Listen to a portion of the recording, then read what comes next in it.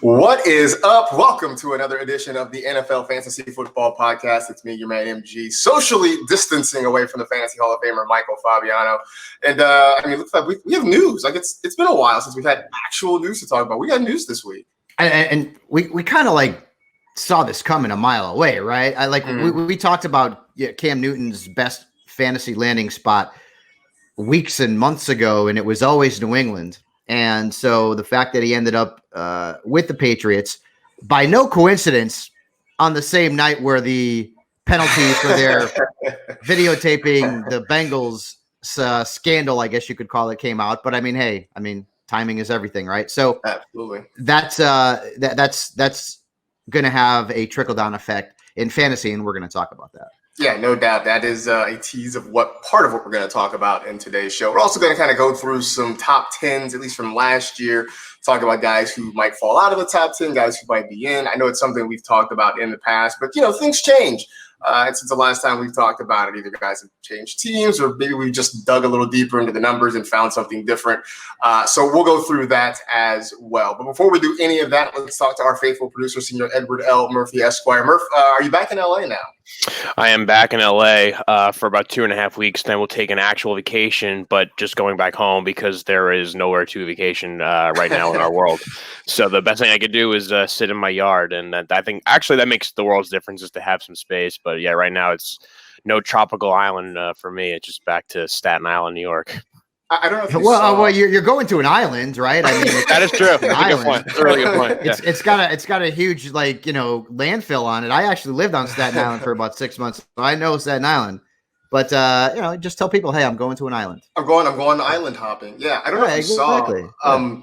There was floating around on Twitter yesterday a map. It's like a map of the world and all the countries, and it had the different tourism slogans for the different countries. And like Slovakia's was something basic like, travel to Slovakia. It's a good idea. Like that was like their whole tourism pitch to you. Like, it's a good My idea. question would be, what's so good about it? I think that's what everybody was asking. Like, what's the big deal? Yeah. What's funny with that though is like countries like that are places that you would never normally think to go travel to. Maybe right now, obviously outside of the airport travel part is like once you're actually in the island or the country, it may be safer than a lot of other places right now. Yeah, it is all those out of the way places that nobody ever thinks to vacation to. Those might be paradises. Who knows? Who knows? Anyway, let's get back to what we were talking about early on, and that is the big news, of course, that Cam Newton has signed a 1-year deal with the New England Patriots. I mean, it's wild. I took a few hours off from my phone. I was busy doing stuff around the house. I sit down, I see what I missed, and all of a sudden, everybody on Twitter is talking about Cam Newton. And I'm like, wow, this is what happens when you decide to just kind of tune out for a little bit. But, Fabs, you talked about it. This seemed inevitable at some point.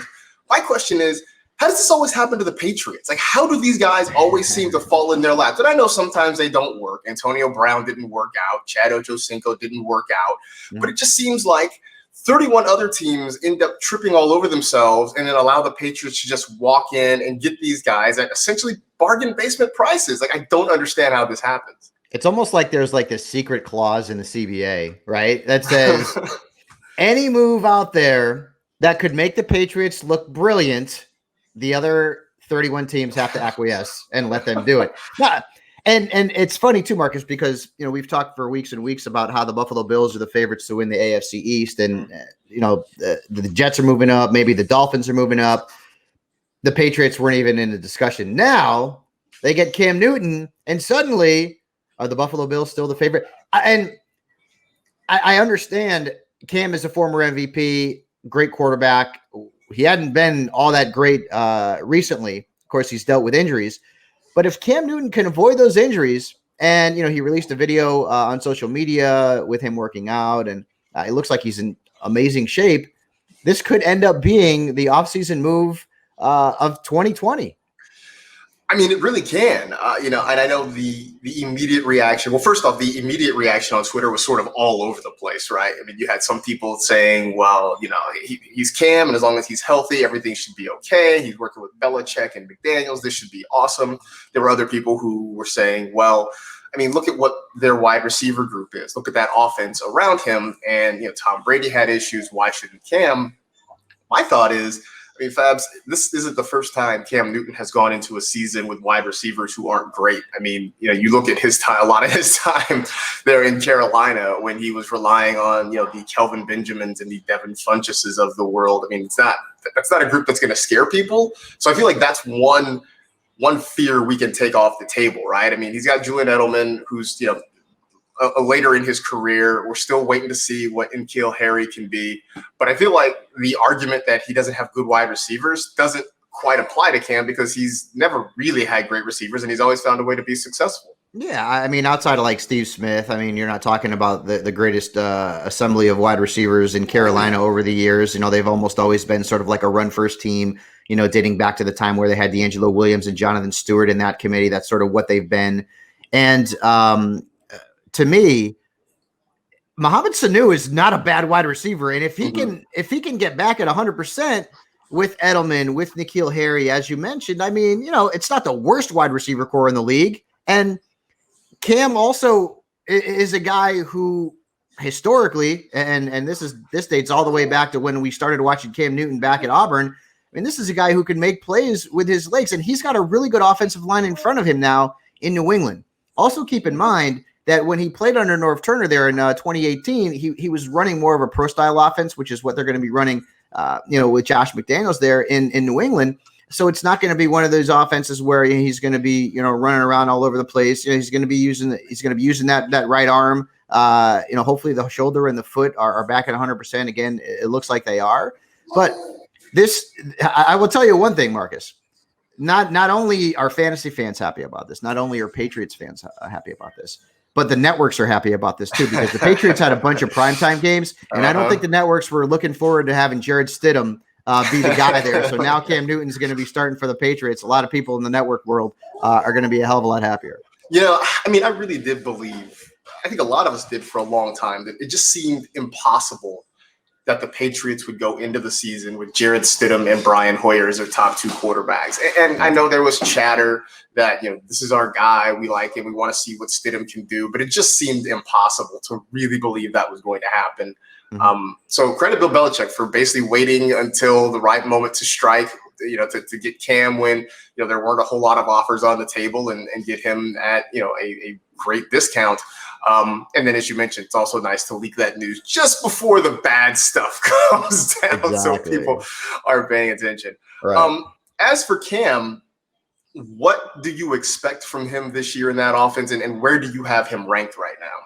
So I have him ranked 16th Okay. at this point among quarterbacks, and he's in that like Ben Roethlisberger, Phillip Rivers, Baker Mayfield sort of area for me. Okay. Mm-hmm. And the good thing about Cam is that, I mean, he's not going to cost you anything, really. Right. Like, think about it. He's not going to be a top 100 pick. There's still a lot of question marks. I mean, Marcus, he hasn't scored a touchdown in 4 games.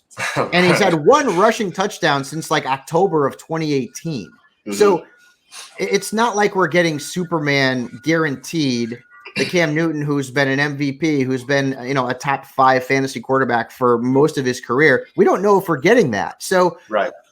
the position is super deep as well. So he's a QB2, and he's going to be drafted as a QB2, and he's going to go out. And I mean, you could say what you want. If Cam is healthy, there's no competition with him and Jared Stidham. I mean, please, let's get realistic here for a second. So he needs to be drafted across the board in every single league. He'll be a late round pick. And if he can come back and be, 3/4 of the Cam Newton that we've all come to know and love, he's going to be a draft bargain. And if the struggles continue with the arm, if the foot acts up, then you didn't really invest a lot of draft capital in him, and he becomes waiver wire fodder. Right. And look, if you want to believe in having added motivation, I mean, for Cam, this is a 1-year deal. This is a chance for him to sort of prove that he is the guy that he used to be, and hopefully get a longer-term deal, whether it's from New England or from somebody else. There is extra motivation there for Cam to step up and play really well this year. I've got him at 15, so you and I are about the same in terms of the quarterback rankings, and I feel the same way, right? Like, why not take a shot at him late, especially if you are going to wait on quarterbacks, right? Have that insurance, have that guy who, if it turns out, that everything is right and Cam's good again, and maybe he creeps into the top 10, you're feeling great. If not, like you said, Fabs, it's not like you spent a high draft pick to do that and end up with nothing. So yeah, and he's 31 years old. I mean, like right. a lot of quarterbacks are in the prime of their careers at 31. So he's 31 years old and basically had a whole year off to rest and recuperate. Right. Yeah. So we'll see. For the rest of the Patriots offense, I mean, we talked about Julian Edelman and N'Keal Harry. We know James White is still probably going to catch a lot of passes. Even Sony Michel. I mean, what does this do for them having Cam Newton in this offense? So obviously it helps everybody, like in terms of the pass catchers, because who would you rather have Julian Edelman catching passes from, Stidham or Newton? I mean, Newton, everyone's going to say Newton. Same thing with N'Keal Harry. Same thing with Mohamed Sanu, who's not being drafted in a lot of leagues right now. The running back position, I feel like the Patriots, the backs like Sony Michel, especially because he would be more the guy who you're going to be utilizing down near the goal line. Maybe he's affected negatively because, once Cam gets down inside that 5-yard line, he's a lethal weapon. Let's put it that way.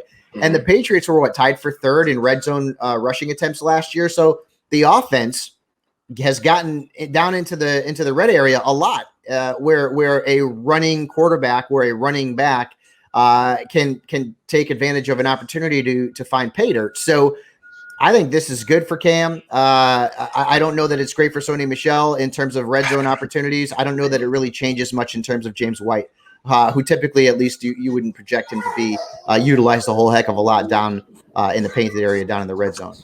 Yeah, I mean, I think that's fair. I know people have said that this will improve the Patriots running game, but that doesn't necessarily mean that it improves Sony Michel. Right.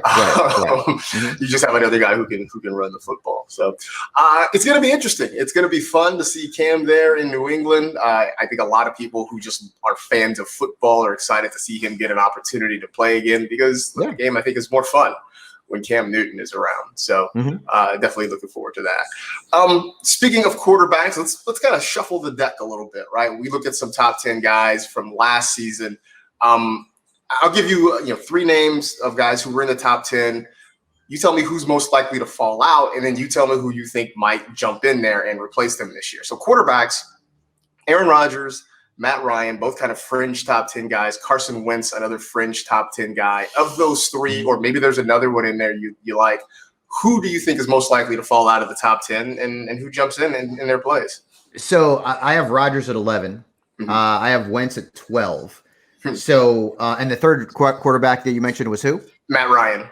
I have Matt Ryan in the top 10. Yeah, I have Matt Ryan 8. So all close. Ryan's 8th. The other 2 guys right outside of the top 10.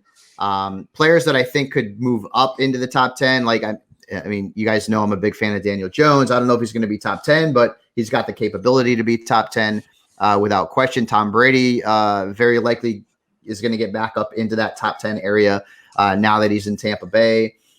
I mean, Matthew Stafford could jump into the top 10. He was on pace to be a top 10 quarterback last year before he got hurt. So those are some of the guys that I could see sort of jumping in the likes of Rodgers, for example. Matt Ryan, I feel like is going to end up being in the top 10. And as I mentioned, Wentz also right there for me. And a lot of it has to do with Wentz, just avoiding injuries, getting out there, starting 14 to 16 games. He's got a lot of weapons. The Eagles are going to want to go deep and go vertical. So that should help his value. Yeah, I definitely like Wentz to get back into that top 10 or to stay in that top 10, I guess, this year. You mentioned Matt Stafford, and I feel like that's one, people are mentioning him. I don't want to say that nobody's talking about Matt Stafford because that's not true, but I do feel like when we talk about quarterbacks, maybe he doesn't get mentioned quite as often. And you're right, Fab. I mean, through week 8 or 9, he was easily a top 10 quarterback and was averaging over 20 points a game. Yeah. I think when he got hurt, he had 19 touchdowns and 5 interceptions, right? Which puts him on pace for what would have been the best touchdown to interception ratio of his career. Now, obviously back injuries are tricky. I mean, he broke bones in his back. That is a thing to definitely be cautious about. But if the healing process went well, if Matthew Stafford is able to be back, we know he's got 2 very good receivers in Kenny Golladay and Marvin Jones. They added a talented running back in DeAndre Swift who can catch the football. And a lot of us are thinking that TJ Hawkinson is ready to take a big step forward this year. I mean, all the pieces seem in place for Matthew Stafford to kind of slide right in.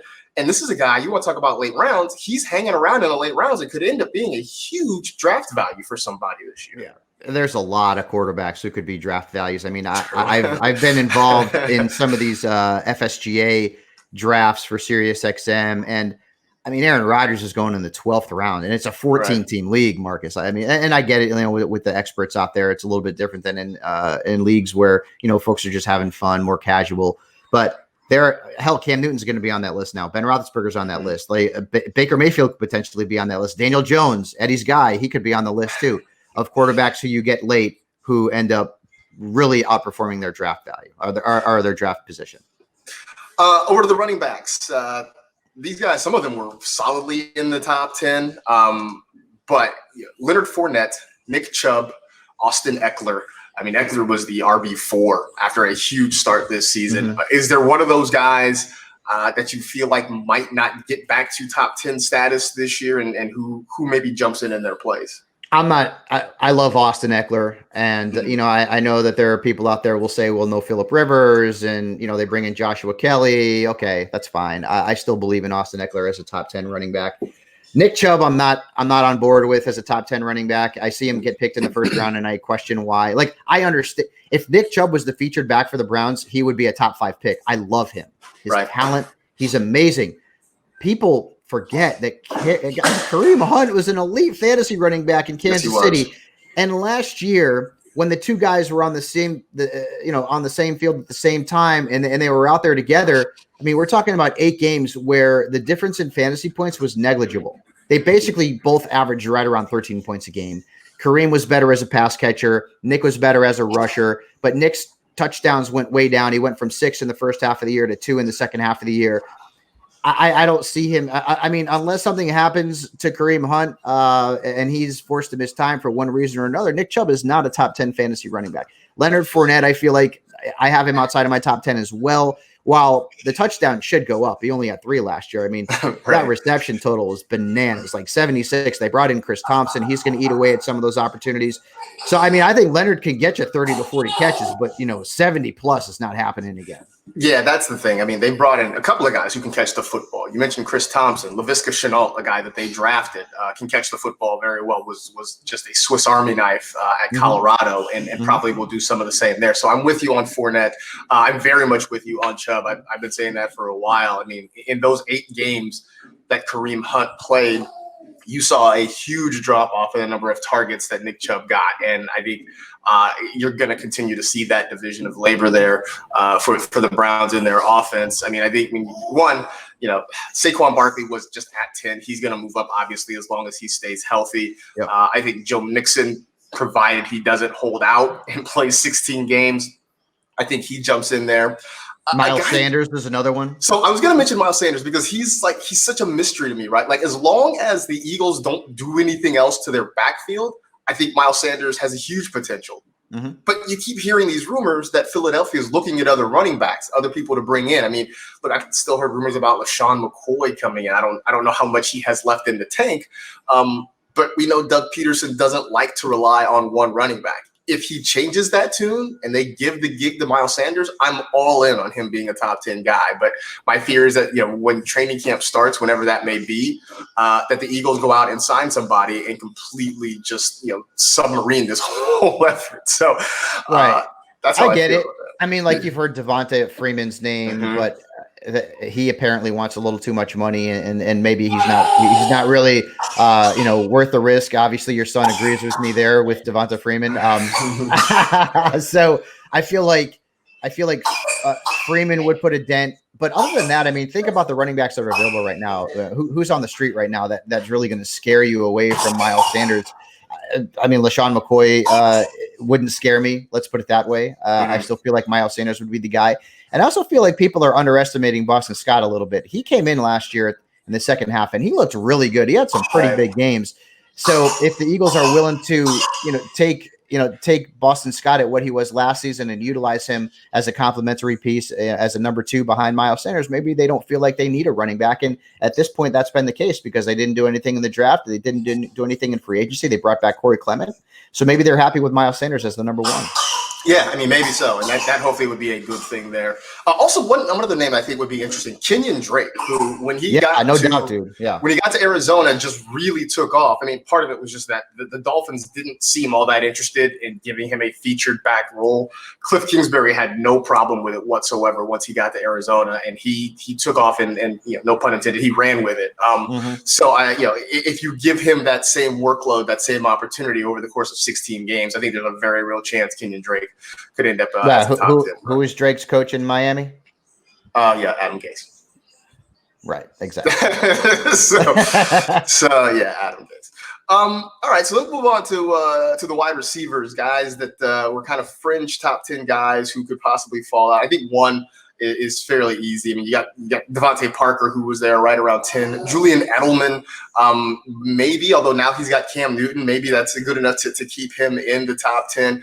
And Keenan Allen, who has a completely different setup there now. We're not sure if it's Tyrod Taylor or Justin Herbert. So between Keenan Allen, Julian Edelman, Devontae Parker, I feel like I know at least one of your answers. Which one of those guys falls out of the top 10? I think they all are. Wow. Okay. I think that Devontae Parker's efficiency in that second half stretch is not something he can duplicate. It's not. I'm sorry. Like Tua Tagovailoa is going to be the quarterback there at some point during the course of the season. And listen, he's got a great rapport with Ryan Fitzpatrick, but I don't think Fitzpatrick is going to have the magic to be a 16-game starter.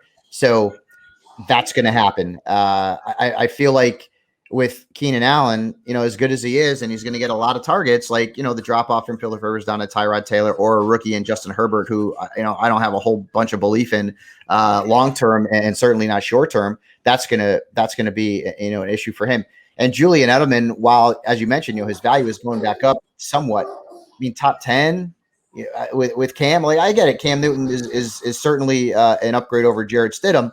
We still all have questions about Cam Newton and whether or not he's going to be 100% going into the season. What kind of offense they're going to run in terms of allowing Cam Newton to maybe run a little bit more. So we know Tom Brady never ran because he's just not a mobile dude. So I feel like all three of those guys will drop out, and the guys that you'll see that are going to move into the top 10, you're going to see. Mike Evans could potentially end up being in the top 10. He dropped out because he missed time at the end of last season due to injury. Right. I believe he was 15th. You're going to end up seeing Devontae Adams get back into the top 10. You're going to see Tyreek Hill get back in the top 10. I really feel like there's a chance that AJ Brown could end up in the top 10. So the wide receiver position is deep. And one thing that I've learned in doing drafts and mocks and stuff like that over the last month or so is, man, get your running backs in the first couple of rounds. You can go into round 3 and 4, and you can get Kenny Galladay and DJ Moore. And I think that's pretty solid.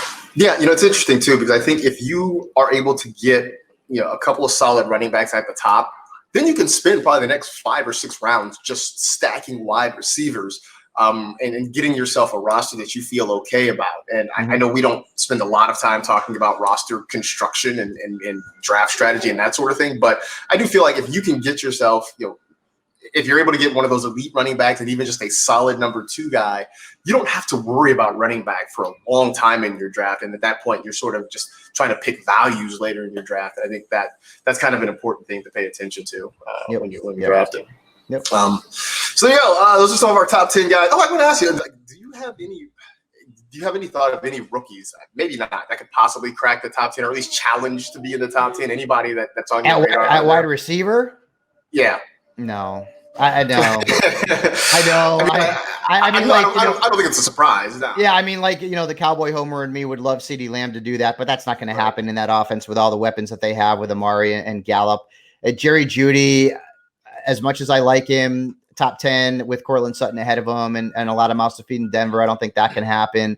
Jalen Reagor, Henry Ruggs. I mean, there's Brian. Listen, I can go through every single guy that picked in the draft and give you a reason why they're not going to be top 10. So, heck, I mean, Jerry Jeudy is my highest ranked wide receiver out of the first year guys. I mean, he's not even in my top 30. So, right.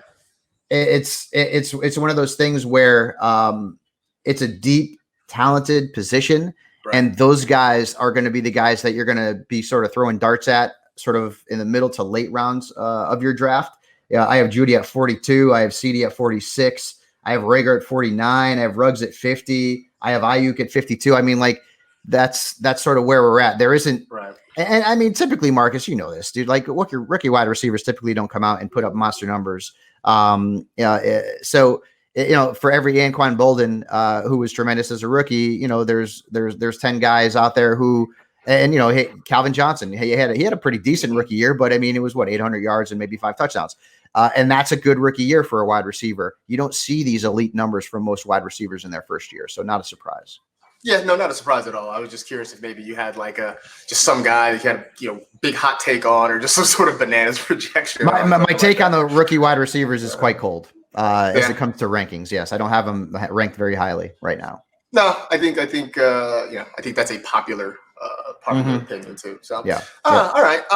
So before we get out of here, Fabs, I know you kind of have a major announcement you would like to make, so I will give you the floor here. Yeah, so this is going to be my last podcast with the NFL. Moving on and doing some stuff with SiriusXM, as you guys already know, going to be working on Fantasy Dirt, trying to focus on that a little bit. Won't be my first time leaving the podcast, right? I mean, it's been like a roller coaster ride with this cast. I had it started as a radio show on SiriusXM, ironically enough, with Jason Smith and Elliot Harrison. And we used to do the fantasy version of the Cantina, right? Moist Isleys, pull up a blue milk and talk a little fantasy football. And that ran on SiriusXM. And then there was a time where the podcast basically was just audio from NFL Fantasy Live, which wasn't really the best idea in the world. But at that point, I don't think podcasts has sort of grown in popularity as they are now. And then I was away from the podcast for a little bit. I came back within the last year or two, and you know what? Now, I mean, I'm always trying to sort of grow and move on and do different things, and having the opportunity to do my own show on SiriusXM with Fantasy Dirt with Bob Harris and Mike Dempsey. A lot of fun, and it's sort of something that I want to focus on a little bit. And this, gives somebody else the opportunity over there to, have a little fun with the podcast as well. So it's always been a pleasure working with you on the podcast, Marcus. I mean, we've been doing this together for a long, long time. Eddie, I love you. And I'm going to miss working with you guys. I'm going to miss Q in the background crying and, giving his fantasy football takes before he can even say fantasy football. But for everybody out there, it's been a lot of fun. Just keep tabs on my social media, because I'm going to have some other announcements coming up here in the next few weeks. So, I mean, it's all good, man. We'll all be in touch. No doubt. But it's always been a pleasure. I mean, Marcus, we've been working together a long time. Eddie, we've been working together a long time. So, things change. Change is good. Yeah, no doubt. You talk about the evolution of this podcast. I remember when I started working at the NFL back in 2011. I mean, it was still the Sirius XM show. I think I sat in on a couple of episodes. I think I might have sat in on one of the Fantasy Cantina segments. Well, you would have been perfect for that. Oh, of course. Yeah. Star Wars? I mean, just to see it kind of evolve, absolutely. It's been a journey. So I look forward to whatever you got next. I know, look, Bob Harris, Mike Dempsey, a couple of really good, smart guys in this industry. So that should be a lot of fun as well. It will be a different show without you, no doubt. There will be probably far less Yankee talk.